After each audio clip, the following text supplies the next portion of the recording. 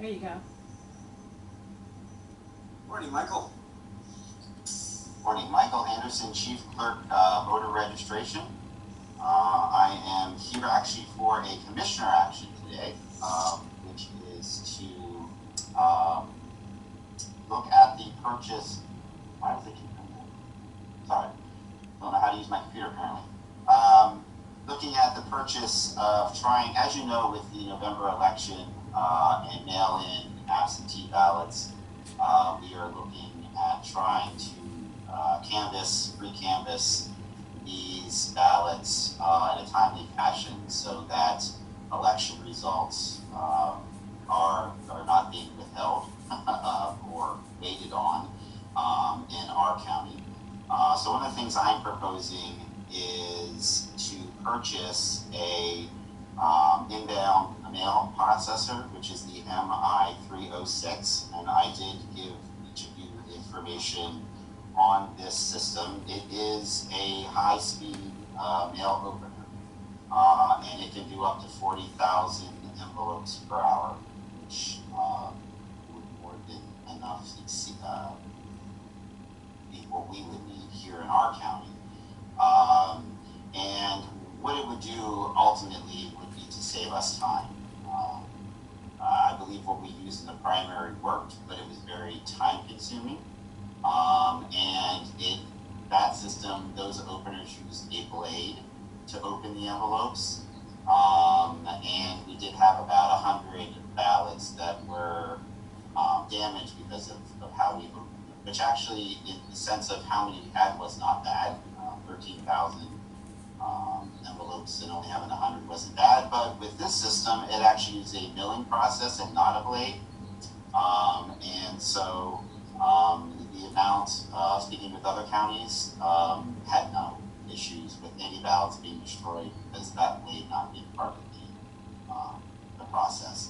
And so what I'm requesting is there's different options that the company gave us. And one of the things I should have mentioned at the beginning is that we have two different funding sources that we could use to pay for this. We have the CARES Act for election purposes, and then we also have a HAVA grant. So the HAVA grant for us is roughly just over $70,000. The CARES Act funds are just over $60,000. So what I was proposing is this is something that would be eligible for that grant money. And I was looking at option number 3, which is not only the opener, but it also has the solder and the ability to print with a belt, which would be about $17,325 to purchase, with yearly maintenance of $2,600. And that is a CoStars price, meaning that is something that the state has negotiated with this vendor, and that is a price that's being offered to all counties. Well, I opened envelopes with a team of 3 other teams of ladies, 3 on a team, for 8 hours one day, and I know that they did it with a happy face, but it was a long process. And I also saw at least 6 myself that were mutilated, so to speak, where one person's vote was eradicated. It was just wiped away because it was destroyed by the paper cutter. So I think we do need to, be aware of that, because in a close election it could make a difference. In this election it didn't make a difference, but who's to say in a future election it wouldn't. So I would move to purchase this new milling machine recommended by Michael. And I'll second that motion. I think it's something that's really needed. So I appreciate Michael bringing this to us. Thank you. Michael, I have 2 questions. One is, can you just give me 2 seconds on the milling process versus the blade? How that is so fast and so clean? Yeah, so obviously, blade going through the envelope to open it would obviously go through and hit anything that's inside. This milling process is basically, and I'm no expert, so you have to bear with me, but my understanding is that with this, it basically brings right up against the envelope, and it basically just rubs it until it actually opens up. The milling process is my understanding. I talked to some other counties that actually use this equipment, and they actually, Lycoming County is the director I spoke to, he actually said they only had one envelope that actually had an issue, and it was user error. They had no ballots that were destroyed at all by using this milling process. That's incredible. The second question, or Jamie, did you have something? We had 13,000 for the primary in terms of the absentees. Any idea with a November election what you'd be looking at in terms of projections? Sure. So I actually did a little bit of work where I was on and looked at some of that while you were with your other individuals today. So we already have over 10,000 ballots that we know are going to have to be sending as mail for people that were on the permanent list. Wow. So 10,200 are already in there. The state has already opened the portal, votespa.com, to allow people to go in and online request mail-in and absentee ballots. We have 22 batches already in there, and that was open on the 29th of June. And batches are usually 25 applications each. So that just gives you an idea of just this early, how many people have already expressed interest in doing it. My projection, for what it's worth, I was way off in the primary. I thought we were going to have about 7,000 in the primary, and we had 15,000. So I'm looking probably in the 25,000, 30,000 range is very possible for us. I believe voter turnout will be in the 80% range. And obviously, where we stand with COVID will be probably a big indication on that, as far as how people want to vote in person or by mail, but they'll have that option. So that's kind of what we're looking at. Probably double is kind of what we're probably preparing for. And besides just the back end opening envelopes, we're looking at other ways of handling that volume, and there'll be more to come on that, and I'll keep you guys informed of. But we're looking at how we're going to process those ballots, print them, mail them. So we're working on some things with that as well.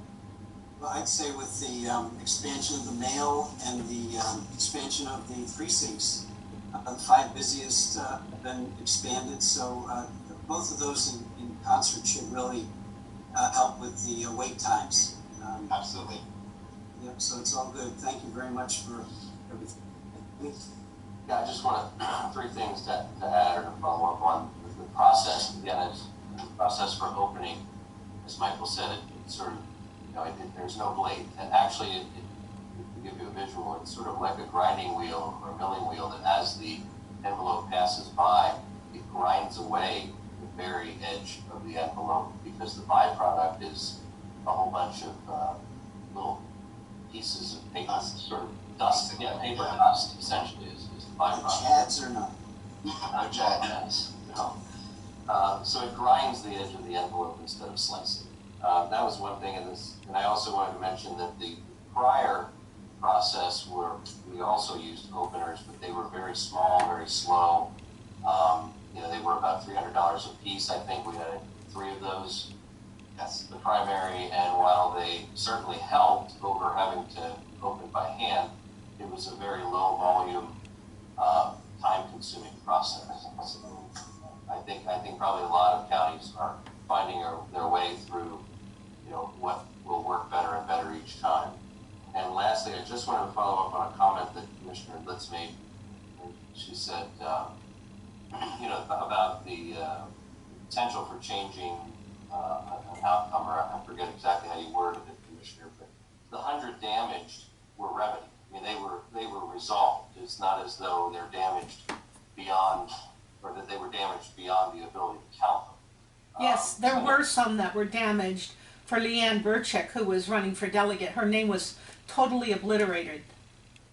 Okay, but the rest so there was one in the case of an office, I wasn't aware of that. But I was thinking in terms of the entire ballot being Yeah. destroyed, of some sort. There was one specific name that was on the fold that continually got eliminated.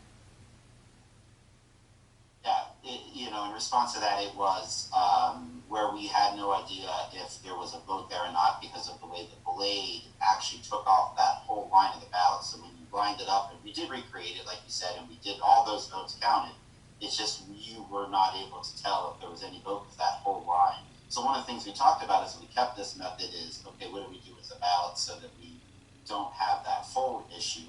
But with this process, we actually don't have to worry about it because it's not going to any longer rip that or tear that. Like I said, overall, the 100 compared to 13,000 was excellent compared to what some other counties dealt with. But even with this process, and I mean having even more, it doesn't look like we'll have any issues at all. Any other discussion? The only thing I also wanted to bring up, commissioners, and one of the things, Sally, I don't know if this would be something that might be able to help you, but with this purchase, obviously we would only need it for election time, but any department that would have a large number of incoming, mailings that would need help opening, this would be something other departments could use besides just my department. So something to keep in mind as well. I'm sure there'd be a fee involved, but that's Small fee for you, Sally. I didn't make a note, but do we have a motion and a second on this? We do. Okay, thank you, Jenny. All in favor of the motion, please indicate by saying aye. Aye. Aye. Same sign, so moved. And we do have a question, and we can entertain that now. Okay. Good. Go ahead. Hi, Michael, quick question, Laura LeBeau speaking. Do you actually, with this new machine or with the old one, were you running those mail-in ballots through twice because you've got the exterior envelope and then the privacy envelope? Yeah. Yes. So with the old system, we did them twice, and with this new system, we will be doing them twice.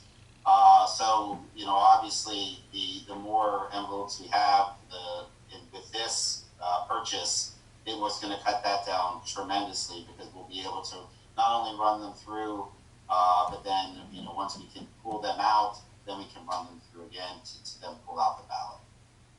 Okay, thank you. Yes. Okay. Jamie, what's next?